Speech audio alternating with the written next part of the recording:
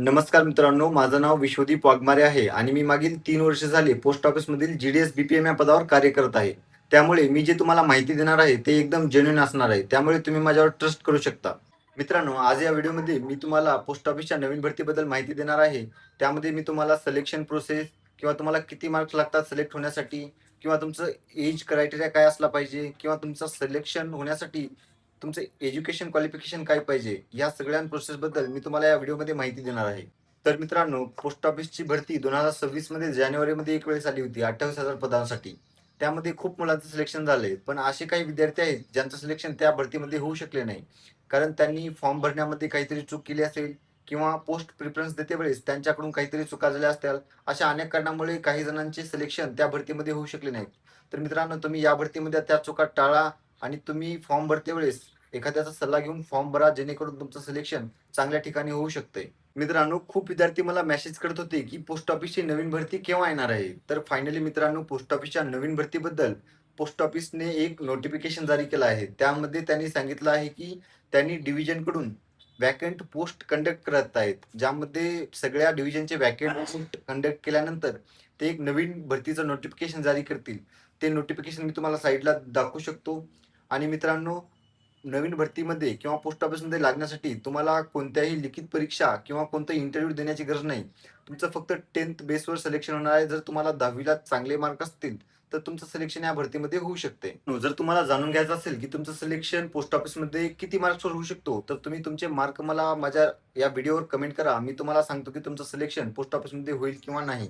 मित्रांनो, या नवीन भरतीमध्ये तुम्हाला 3 पदे पाहायला मिळणार आहेत. त्यामध्ये एक असणार आहे BPM, दुसरा असणार आहे ABPM आणि तिसरा असणार आहे डाक सेवक.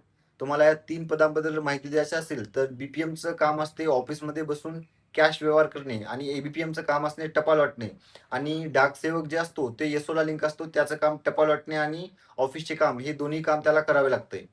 मित्रांनो, या भरतीमध्ये जर तुम्हाला फॉर्म भरायचा असेल तर तुमची वय मर्यादा 18 ते 40 या वयोगटामध्ये असली पाहिजे.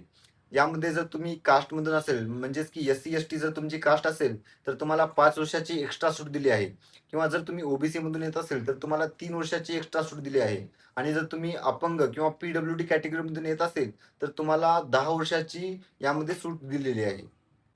मित्रांनो, या भरतीमध्ये तुमचं कसल्याही प्रकारची लिखित एक्झाम किंवा कोणत्याही प्रकारचे इंटरव्ह्यू घेण्यात येणार नाही आणि या भरतीमध्ये तुम्हाला फक्त काही कम्प्युटरचं बेसिक नॉलेज आणि तुमच्याकडे MSc IT किंवा CCC सर्टिफिकेट असणे गरजेचे आहे.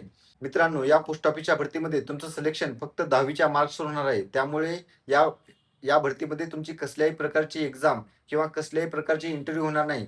फक्त तुम्हाला कम्प्युटरचं बेसिक नॉलेज असलं पाहिजे, म्हणजेच की तुमच्याकडे तुमची MSc IT किंवा CCC कंप्लीट पाहिजे.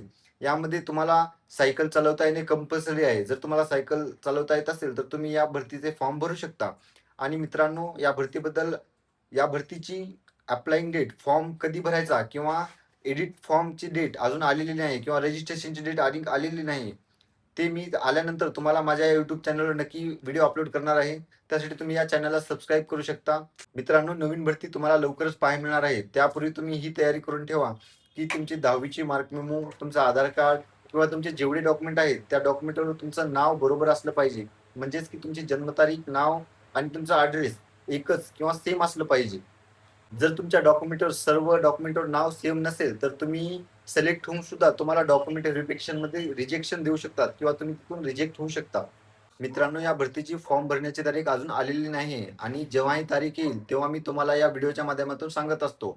आणि अशाच GDSच्या छोट्या-छोट्या अपडेट मी या चॅनलवर तुम्हाला देत असतो. त्यासाठी तुम्ही या चॅनलला सबस्क्राईब करून ठेवा आणि या भरतीबद्दल सगळी माहिती मी तुम्हाला या चॅनलवर देणार आहे. त्यामुळे या चॅनलला तुम्ही सबस्क्राईब करा लवकरात लवकर.